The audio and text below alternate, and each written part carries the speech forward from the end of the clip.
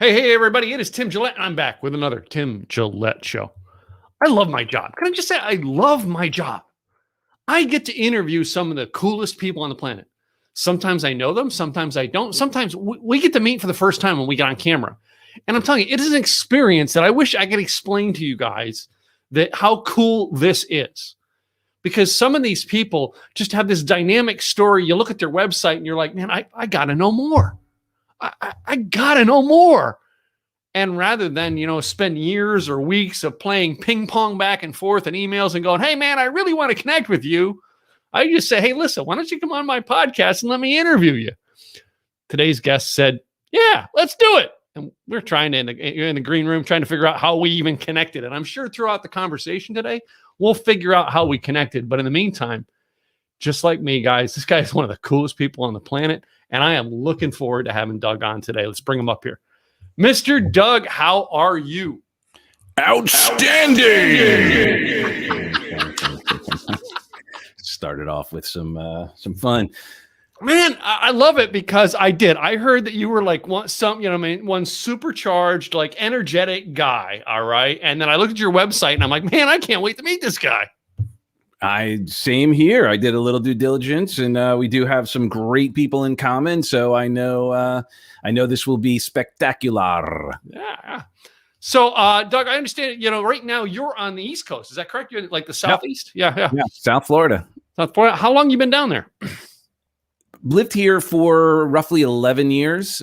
Grew up in New York. I am a strong Islander, but I never really had the accent. And my just a happenstance, the course of my random life of reinventing myself ended up here in South Florida, and it's very much like New York anyway, so we're very happy here. I hear a lot of New York is moving down there right now. Yes. It's like South New York anyway. It's easy. It's a really easy commute, right? So it's only a 2-hour flight. And so people, even like with all the craziness going on today, people are coming down here and like, well, you know what? I'll get a place. I'm probably going to retire here anyway. So I'll just get down here now. And then most of them don't leave. Yeah. Now I grew up, was born and raised. I'm a Poconos boy. So I'm just over the other side of the river from you guys. Ew.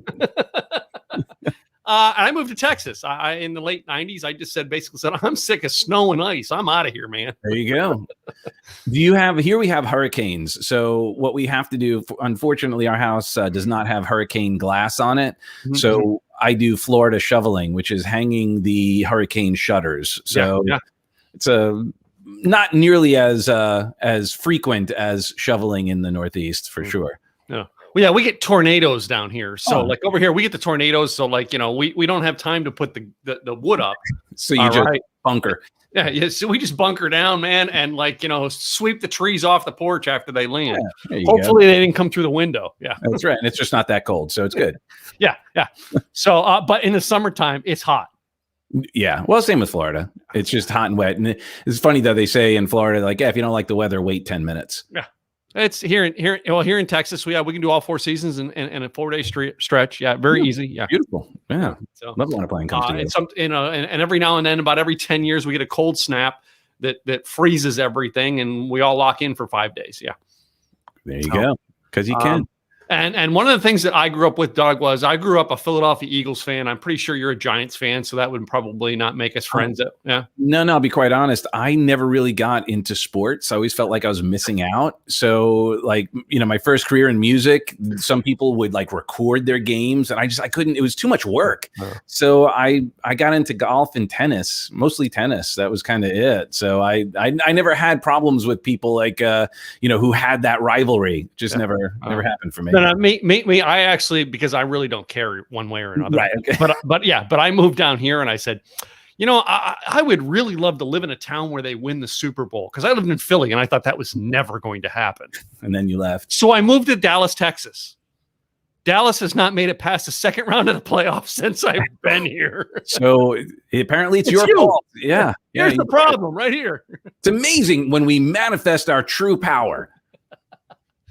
The Eagles fans love me to death now. See, they should be sending you gifts for sure. So you did some time in music, though. Tell us about that. What was the music, and you know what I mean? What kind of stuff did you do? So I started out as an artist, and I wanted to, just growing up, I was playing instruments when I was, 4 years old. But I didn't have a supportive environment, shall I say. My dad was, he's a wonderful man, just very conservative. So, believed in education. So as I was growing up, like, Douglas, the music industry is a very challenging experience. So what you need to do is get an education and then, something to fall back on. And I was like, oh, no. So I went to one day of college that my dad paid for. And I was like, oh, this sucks. This is like as bad as high school. Actually, it's worse. So I was like, all right, no help, no support. I went and I did my research and found that in order for me to learn how to articulate what I had in my head to get out, I needed to learn the language, learn the process. So I did some research in school, which my father would have paid for potentially, was an option. But then all the research I did, everyone who was successful just did it. They didn't go to school for it. They just did it. And I'd have to intern anyway. Even if I went to school, I'd have to intern. So I bypassed the whole process, started interning at a studio on Long Island, which is still there, Cove City Sound Studios, currently still owned by Richie Canada, the sax player from Billy Joel. Oh, and he is. Yeah. Yeah. So he and this guy, Rick Wake, owned it. And I started there as an intern, doing coffees and all of that. But because we were making such big records, I very quickly worked my way up to staff producer. And we were making records like Celine Dion and J-Lo. We won Grammys with them. And like every kind of music we did there. But we had a really interesting situation where Rick had a label and a publishing company and all this great stuff. And Dee Snider, actually, believe it or not, and actually on my podcast, he shares this. He was working there as at some point, he came there to work there as a production coordinator because he was that sort of down on his career. And but we became friends, and I co-produced the second Widowmaker record. So I was a rock guy. I did all the rock records. Like if there was a rock record through there, I did it, and I joined one of the bands that came through there and toured with them, and it was amazing. It was a blessed opportunity, and the peak of my career is when Napster came out. I can tell by our conversation that you remember Napster. Napster. So. Yep. For those of us who don't know what it is, basically that was the first peer-to-peer technology that allowed for sharing. And so everyone was sharing their music and people stopped buying it.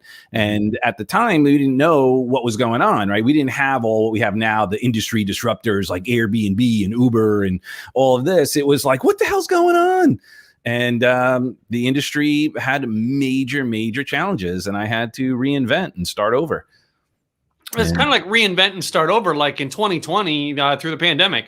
Exactly. I reinvented and started over. I'm starting a series on the podcast here in late September about, did you start something new? Because I have a dozen friends who basically went, well, that's not working. Let me do something different, and created a whole new business for themselves during the pandemic. Yeah. That's brilliant. And people need to hear that, right? Because I think the challenge, I don't know about you. I grew up, I always felt like I was a misfit. I was misunderstood. I was the rhombus peg in the round with all the round holes. And I just, I didn't fit in anywhere. And I felt like I was constantly having to reinvent myself anyway. And what's so interesting is we spend the first half of our life like trying to fit in. And now here you and I are recognizing we got to stand out. Yeah. So it's such an interesting dichotomy of like psychology and emotions.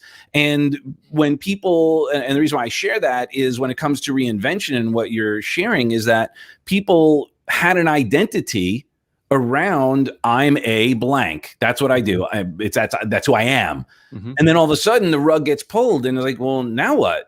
I'm going to have to start something new. And there are a lot of people who didn't, and there are a lot of people who did. And those that didn't are going to benefit from what you're doing, is to expose possibility and say, look, if this person can do it, anyone can do it. Yeah, I know. And I know now you're a motivator, all right, and speaker like I am. And, as I go look around the world, I'm looking for inspiration. I'm looking for things to motivate and change my world. And that's where I start with, right? But I see a lot of people who look at someone like you and I, who are speakers, and went like, well, the pandemic, I guess you guys aren't working right now. I had a neighbor who thought I was going to go bankrupt, and she had no idea that I actually had, I built a business. So like, I'm still working. Yep. She thought I was going bankrupt, and she was trying to scout around the neighborhood to figure out how to get me to trade houses with her, because she wanted my new house. And I'm like, no. Yeah. So how altruistic of her. Yeah. So, we bought a condo in 2018 and like paid like top price, and then gutted it and fixed it the way we wanted it. Nice. There you go. I'm not planning on moving out of here, but like, I'm shocked at how fast it became worth what I've spent onto it. You know what I mean? You know that, because we do. We get money, we build our dream stuff out, and like we build it because that's what we want, not because what we're going to sell it for. Well, a little bit. I mean, real estate is a side hustle of mine, but I mean, what's the blessing and curse of that though is, as an investor, what used to be the running numbers, this works, just it's not the same. The house, just everything has gone up exponentially, and which is great for sellers, not so hot for buyers. So if we're looking to invest and do some flipping, it's a challenge to do those numbers. So it's a little bit slim pickings, but that doesn't mean you don't do it. It just means you find another way. Find a way. And I started dipping into real estate 2009, which was a crash in the market, and my brother lived in Orlando, Florida at the time, and he basically declared bankruptcy because he bought in the height of the market down there. And all of his rental properties were worth like 1/3 of what he owed on them. And he's like, I'm not playing this game with the bank. I'm out of here. Bye. Yeah. Right. Down, and you're relying on rent, and it's not coming in. You got a challenge. Yeah. Bye. And that's what he did. And I got into it at the bottom of the market. I bought properties. My cheapest property, I think, was like $17,000. I sold it for like 5 years later for like $85,000. Yeah. It's like, love it. Having the right connections at the right time, but there's being wisdom and stuff. Well, and what we all talk about is about taking action. Yeah. No that's it. Yeah. When did you get into real estate? So it's really just a side hustle. My passion is same thing, man. Yeah, beside But the short story is, I'd always wanted to do it. It was always like that Mark Twain philosophy, buy land, they're not making more kind of attitude. And it was just definitely my long-term wealth strategy. And a few years ago, I just like, okay, that's it. I'm ready. Let's do it. And once I made the decision, opportunities started coming, right? And now I had been immersing myself in the environment. I do train a lot of real estate on, like realtors and investors on mindset and confidence building and negotiations and things like that. So I already had a good working knowledge of it, but I always, like many people, sometimes they spend a lot of time educating themselves, but not taking action and diving in. So I just made a decision. I'm like, okay, I'm doing it. And, one of my best friends down here is a private lender. So, and an investor. So I was like, okay, I'm ready. He's like, okay, you can do what I tell you, right? I'm like, I'm ready. He goes, okay. We looked a little bit, a couple days later, he's like, boom, I got one for you. This is great. And of course I had to convince my wife at the time, like at that time, it was like, another mortgage? And I was like, no, it's going to be paid by rent. Like, investment. And then after the second one, my wife's like, go do more of those. More of that. Like, I get it now. And so I share that with anything. When you are congruent, when you step up and you're following your passion, your purpose, and you've got the right environment, you've got the right counsel, you're in surrounded by people who are supportive and are willing to, kind of also kick you in the ass a little bit, you can make anything happen. And it's important, especially in times like these, because things are strange. Yeah. Well, if anything that I've learned with the pandemic or with the crash in 2009 and being in business is that, good times don't always last, but guess what? Neither do bad times. Yeah. You know what I mean? And you got to take the ups with the downs. You got to take action. I noticed you're in the mindset game now. All right. You're out there speaking, helping people with their mindset. That's a mindset issue when you realize, some days you're up, Some days you're down. Some days you're the bug. Some days you're the windshield, you know? Exactly. And it's so interesting. These are tried and true philosophies that, have gone on forever. I mean, the reason why I'm even doing mindset work now is because I applied it in order to get the gig in music. I started with Tony Robbins. Yeah. Listening to Tony Robbins, Personal Power, 30 Days to Personal Power. Mm-hmm. And that was what got me on my kick. And I applied that. And that's how I achieved the success in the music industry, such that when during Napster and that whole reinvention, I started investing in myself again and ended up during sort of the tumultuous times, like things were good, but weird. I ended up going to an event with Tony. I was like, oh my gosh, UPW. I'm like, this is it. This is like what I want to do. It's better than a concert. Like it's education and entertainment. Yeah. And I share that with you because it put me on the path of meeting the right people and so forth. So that when the whole like having to reinvent, I was like, okay, Tony's the best speaker trainer. I was speaking at music conferences already. But I was like, I want to do this. And I was already a trainer. I wasn't a trainer yet of NLP, but I was already a master practitioner of NLP because I use that in my producing and coaching artists and other people in the business. But I ended up getting a gig with Tony. I went on the road with Tony for 4 years as a national trainer and speaker with him. And that was 15 years ago. Wow. So, I mean, I'm just curious if you were someone when you were younger. Now, I'm like a 70s, 80s kid of watching, before we had the internet, watching the infomercials. Mm-hmm. Yeah. That's what came home drunk, 17 years old. Mom, give me your credit card. Yeah. She's like, what for? I said, "There's Tony Robbins. I like the cut of his enormous jib." And so she's like, oh, we have it, honey. I was like, we do? It's like, yeah, it's down in the den, sealed. Yeah. And so I'll date myself with you. Cassettes. Yep. So no, I remember one of the first ones I bought was real estate training with a guy named, I don't know if you remember him. He's got a winery in Northern Napa now, and I can't remember his name. But he was one, and then there was the two little people. There was. I went to a conference with the couple. There was a young couple that were doing it. I went with that. This guy here I can picture his face. Dave Deldato. That was his name. Okay. You remember Dave Deldato? Vaguely. Yeah. I like quote him till this day because something he said, not real estate, but something he said became a mindset set for me. Mm-hmm. All right. Huge in my life. And I remember, going to his winery when I'm in Napa one day and he comes walking out and I'm like, I want a picture with you. All right. And, and I know he went through some bad times with basically some people got bad advice from him and went through all the hard times with that. And he was scared, like, okay, who are you? And I'm like, no. I was like, I own real estate today because of you. All right. I am a speaker today because of you. All right. I got to have a picture to show everybody that I met you. That's awesome. Like, okay, takes a picture with me and everything. And I still quote him till this day, but I've added something to it. He used to say, you can do anything you want if you have a system and discipline. And I say you need an asset plus system plus discipline will equal success. And like I got that from him, a real estate guy who doesn't even teach real estate anymore. He's in the wine business now, but he was somebody I seen on an infomercial when I was working in Tewksbury, Massachusetts and renting a room. And when I got done work at 11 p.m., I came home and turned the TV on. Yeah. Yeah, that's so true. It's amazing how much people, are willing to share their success stories. Yeah.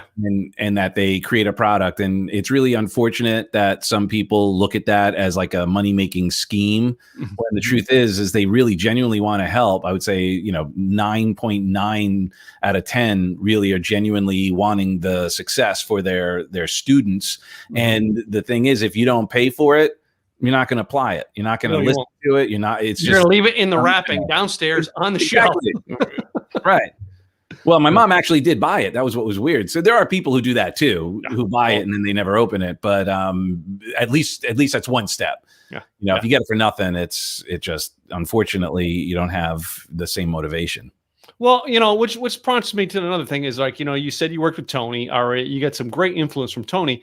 I personally, I wasn't from seeing him speak. It was I washed his car. It was Zig Ziglar. I'm in this industry because of Zig. All Zig. Right, and like. Till this day, everybody's like, oh man, was it cool to hang around with Zig? I'm like, I seen Zig speak at 2 events my entire career. I knew Zig the guy, not Zig the speaker. Oh, wow. Cool. All right. And I'm sure you work with Tony, you probably got to see some of Tony the guy as opposed to Tony the motivator. You know what I mean? Yeah.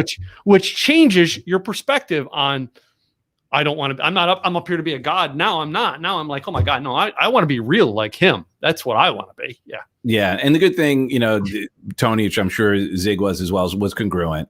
Yeah. Tony, salt of the earth. He's like a little kid. Like he just loves people. He wants to serve. Mm-hmm. You know, he's not delusional in like thinking he's a god. I once said one time I had shared with him, oh yeah, it's like I worked with one of your disciples. And he was like, dude, I don't have disciples. Don't even, like, come on, like, stop it. I was like, well, you know what I meant? He's like, yeah, but don't say it. Like, don't even, like, it's not who I am. I'm Tony. Yeah. And I love it because, yeah, Zig was the same way. Zig was like, you know what I mean? I put my pants on one leg at a time, just like you. And I'm like, yeah, all right, you know, but he says, sometimes you got to get up on stage. And well, I love Zig's thing was always, he said something to me one time, but he used to say it from stage all the time. He says, you know, they say that motivation is temporary. Well, so is bathing. That's why you do it every day. Yeah, actually, a good friend of mine, I'll probably connect to you. His book is coming out soon. His name's Frank McKinney, and he's like the real estate czar of South Florida. And he's been on Oprah, and Trump wrote the. I've heard that name. So, yeah, he's a great guy. And you know, his claim to fame is real estate, but he's also a prolific writer, and he wrote his new book called Aspire. But he shares a similar thing. He's like, you know, motivation is like, you know, taking a bath, taking a shower, it washes away. It's like washing your hair, it washes off in the shower. So I get to do it every day. Mm-hmm. Then he says inspiration is like a sunburn. So you get inspired, but you know that goes away after a few days. And aspiration is when you are connecting your spiritual highest calling with your purpose, with your work, with your everything. And it was a cool kind of framework to just kind of try on. Because when you said that motivation, you know, every day, yeah, you got to get up and you've got to still motivate yourself, but motivation doesn't last. You got to create momentum. Exactly. So, I mean, you know, but you said something there that maybe you want to go in a different direction with this conversation now. And that is, you know what I mean? I know you're a motivator yourself. I know you work hard to inspire you know what I mean? Your customers, your clients, your students. What are some things that were like a spiritual driving point for you that helped you with your mindset, not person, but you with your mindset. Mm-hmm. Now you're relating that to your students and your clients. So the experience I had to really set, I mean, always growing up, and I know I'm not unique in this, to feel like I have something more to offer, that there's this part of each of us that wants to contribute, to add value, to do something. And I was raised Catholic, traditionally, and I was always interested in like the spiritual aspect, but the formality was always a little like challenging for me. Mm-hmm, mm-hmm. But there was always this drive, this otherness inside, and people would call it out to me sometimes too and say, oh wow, you know, you seem very special, unique. And I'm not sure that it was a compliment, but there was always this inner light wanting to come out. Mm-hmm, mm-hmm. And music was a way to do it at first, where I just felt like I would get in that zone and just connect to God, to Mother Nature, to the universe, whatever, and it would flow to a certain extent. But when I was at the first time I did a UPW, mm-hmm. Tony runs this process called the Dickens process, and during that experience, and now I do a modified version of that with our clients. But during that experience, I had this aha moment where it kind of came to me. It's like, look, you know, the philosophy of you're made in God's image, mm-hmm. that sort of philosophy of like, you know, you're made in God's image. It's like, okay, well, let me try that. What does that mean? Well, I don't know exactly what that means, because what that image is very hard to comprehend. But if I am made in God's image, if I'm playing small and I'm not adding value, then I am actually insulting my creator. I'm denying my creator's gifts. Yeah, yeah. by not playing big, by not being fully expressed, by not doing everything I can to, play that namaste through my head, like the light in me sees the light in you, the God in me sees the God in you, or whatever language you want to use around that, is just, that's what keeps me vibrating at a high level, because I'm doing my best to honor God, to honor my creator, to honor my creator's creations by being here, supporting, doing everything I can to add as much value. And then the other one that helps me through that was Dr. Seuss. Be who you are and feel what you feel, because those who mind don't matter, and those who matter don't mind. Yeah. So that helped me deal with when I was feeling like misunderstood, outside of the, that rhombus with the circle with the round holes. It's funny you mentioned Dr. Seuss. I spoke at an event in 2013 or 14 where the opening keynote of the event basically brought out the book Green Eggs and Ham. Wow. To actually use that as his opening keynote story. Love it. I was like, and he was a pastor of a church. It blew my mind. I like this guy. Well, and I have the Circus McGurkus. Cool. That was a Dr. Seuss book. Yeah. So I mean, I use we did a blogging class where we used to bring people in for the day, and they would walk away with a blog. They would walk away with their blog set up, and they would have a blog post up. And I would first make them write a blog post, and half the time it was, I want you to write a blog post about green eggs and ham and what it meant to you. Or, some doctor's cat in a hat, what did it mean to you? Yeah. How did that influence your life? And most people were like, because it was something that was so bizarre, but yet at the time it got them to go, oh, let me just put out all the stuff I'm supposed to be, and let me just be me. Right. Which is the number one thing Zig told me was just be you. Yeah. You know what I mean? That's it.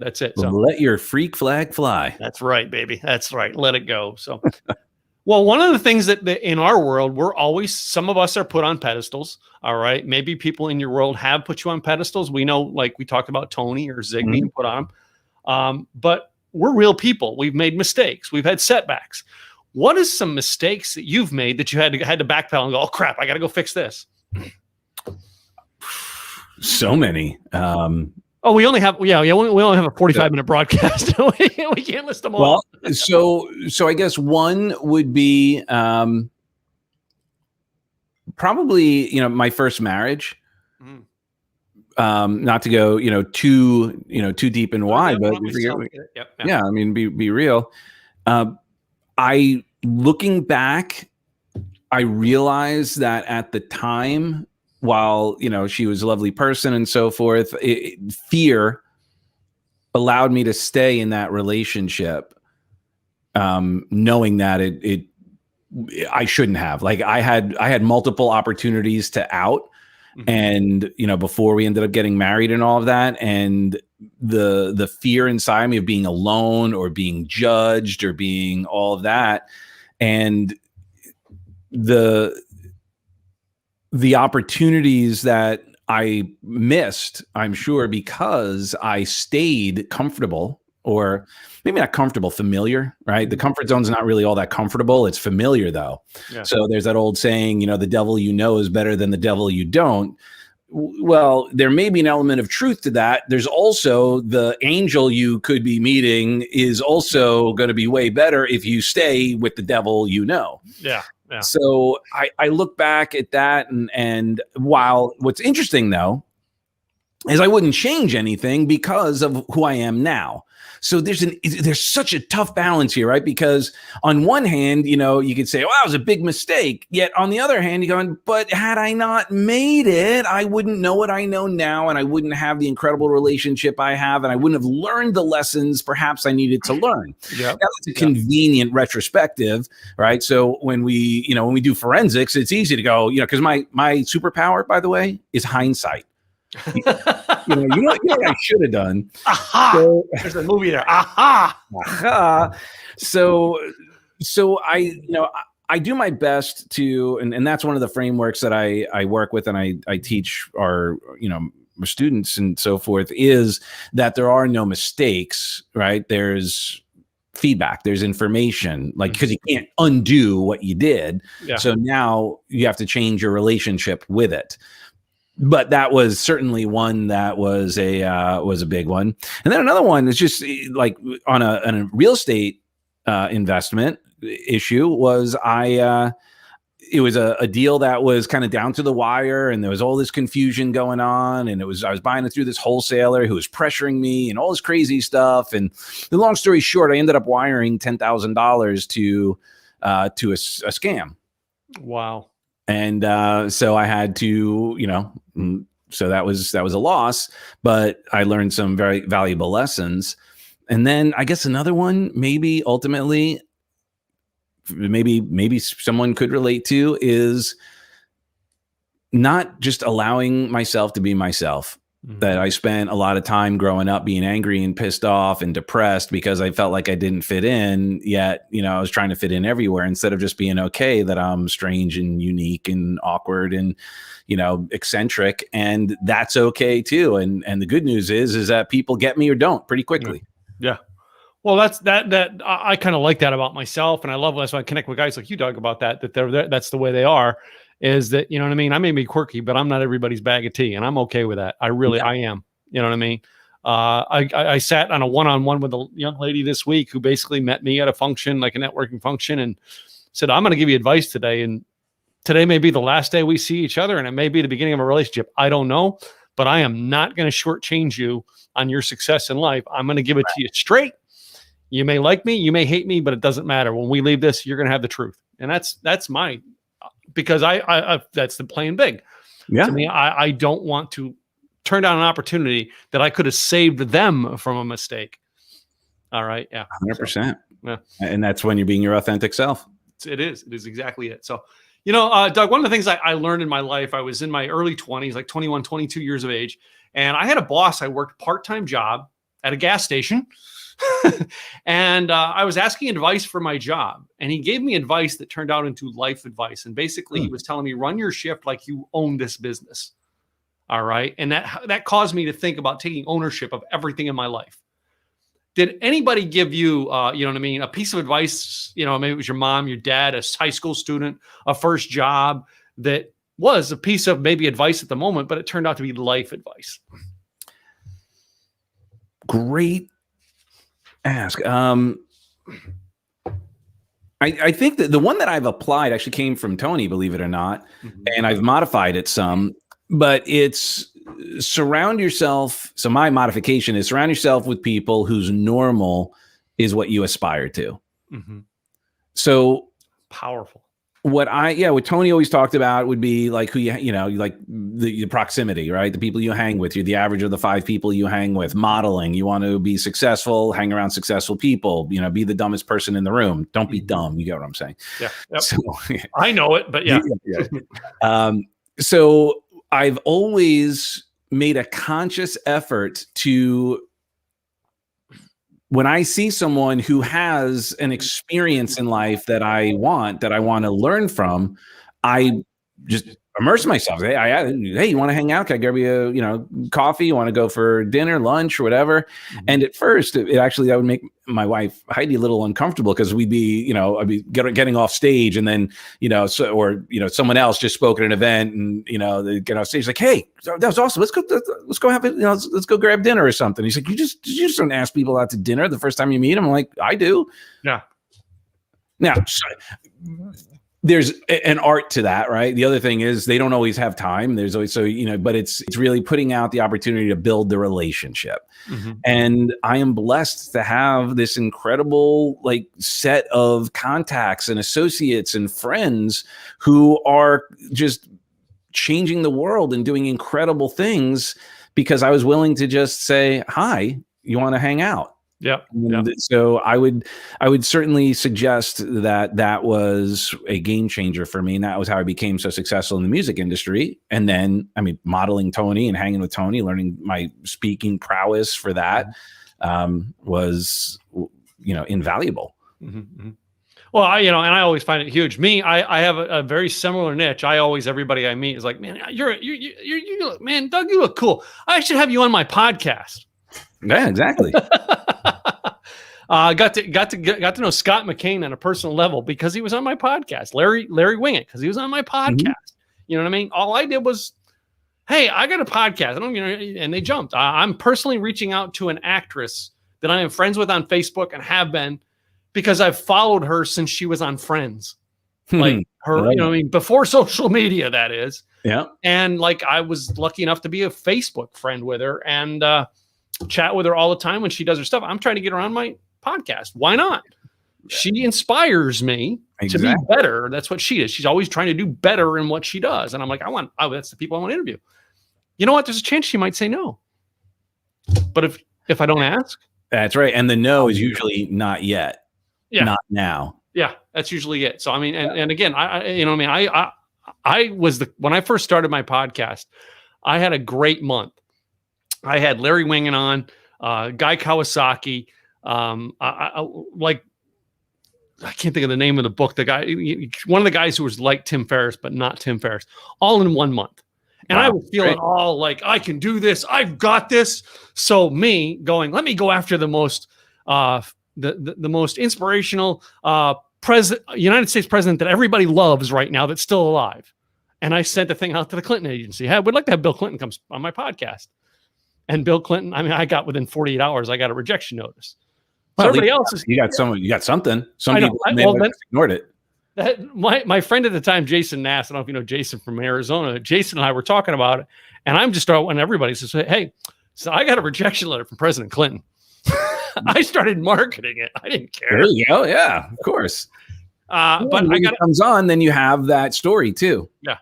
So yeah, if he ever does come on, and I just because he was a popular president is why I would like.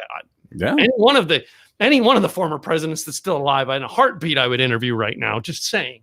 But that's so funny. Like politics aside, there's so many people who are like, they say, "Oh, screw that guy." When that guy calls you up, you're like, "Oh, hi. Yeah, no, I'd love to talk to you." Right? Most people. I know there's some who be like, "Oh, I'm not going to talk to him," but very few. I think most people who say that when given the opportunity will jump. Yep. Yeah. Well, and then I find that they're very nice, and they're probably not what they thought they were anyway. Well, you know what I mean? Their politics aside, their personal lives are different. Exactly. So, and I think like Tony Robbins did work with President Clinton, even though he worked with all the presidents. Huh? Yeah. He worked with them all. But I remember like the story of President Clinton reaching out to him, and Tony had said, "Well, I got to tell you, Mr. President, I'm not a fan." And President Clinton said, "Good. I don't need a fan right now. I need help." And that's what I admire about that gentleman is those are leaders. When they go, you know what? I don't need a fan right now. I need help. Yeah. And then you know what he said after that too, right? What? Well, you should have called me 2 days ago. Yeah. Anyway.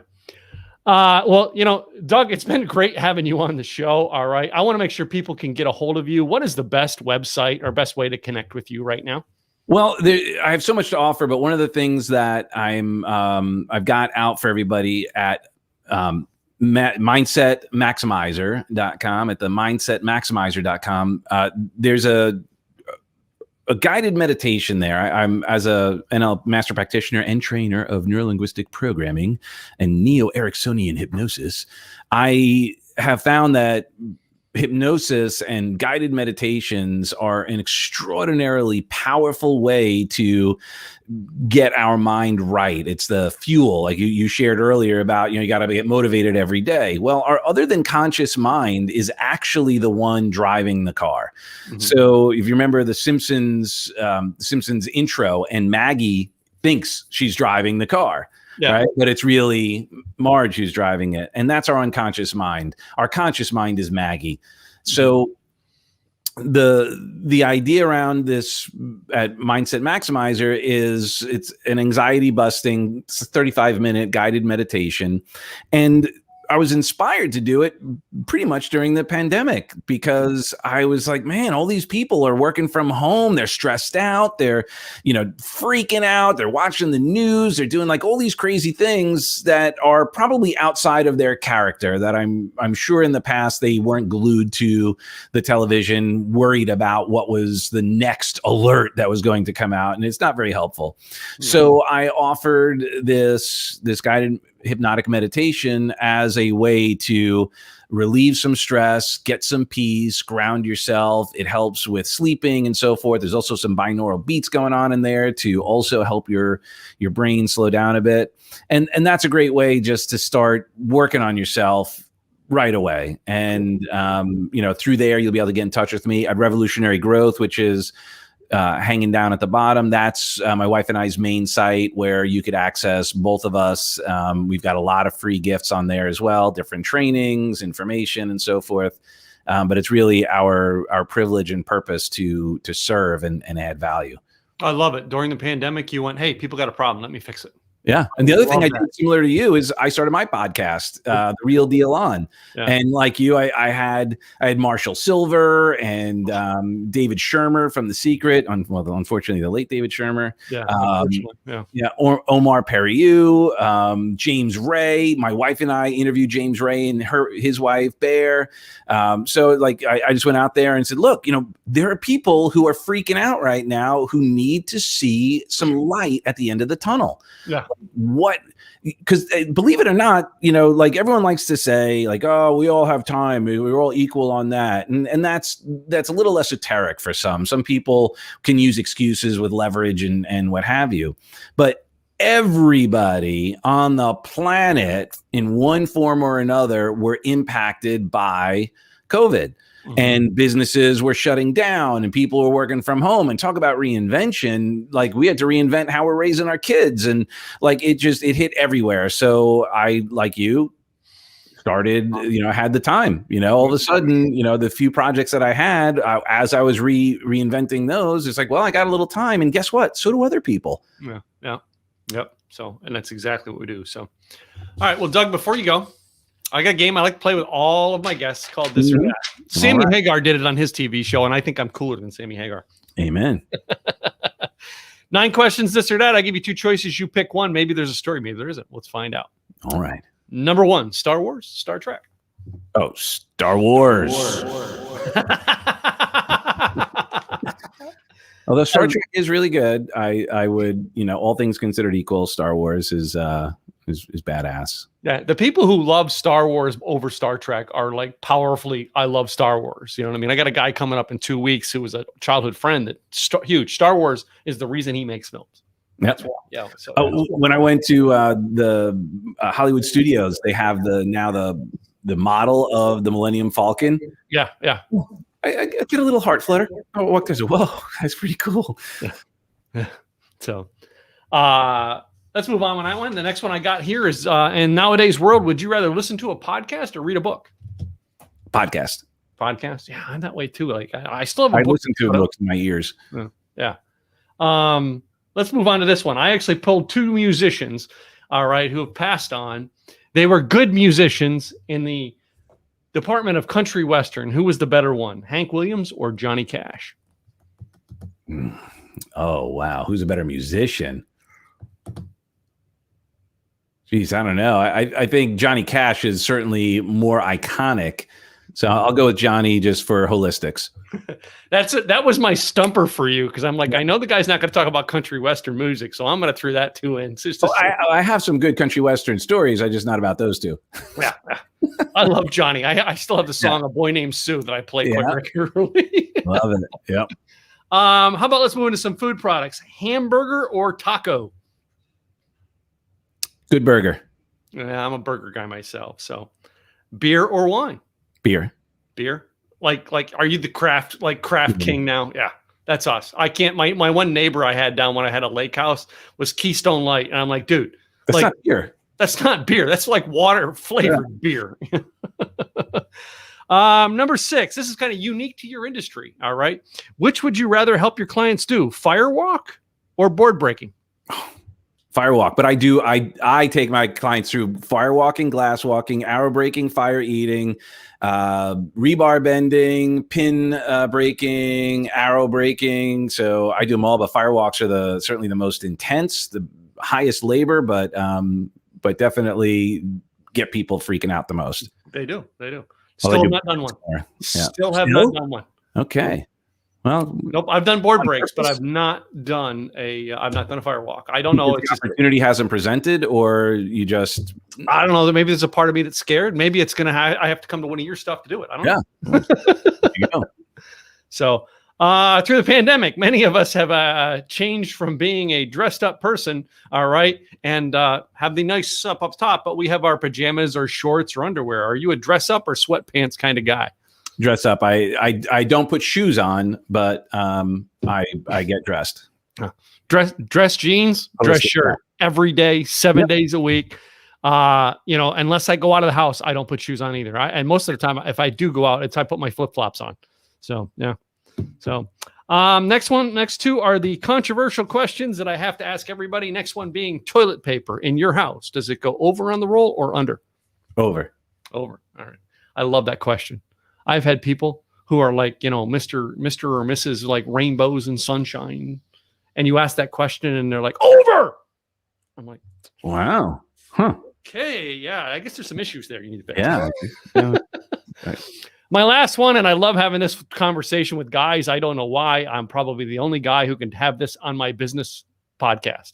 Boxers or briefs? Boxers.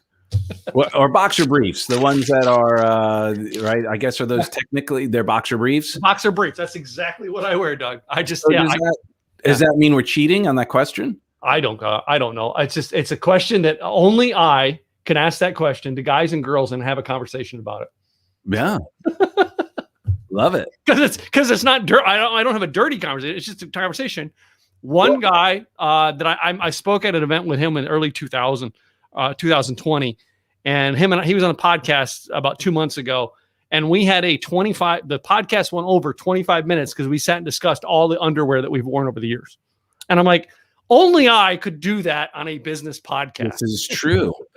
Yeah, I will say that underwear and socks are definitely even more flamboyant, if possible, than my outerwear. Yeah. Okay, cool. So, yeah.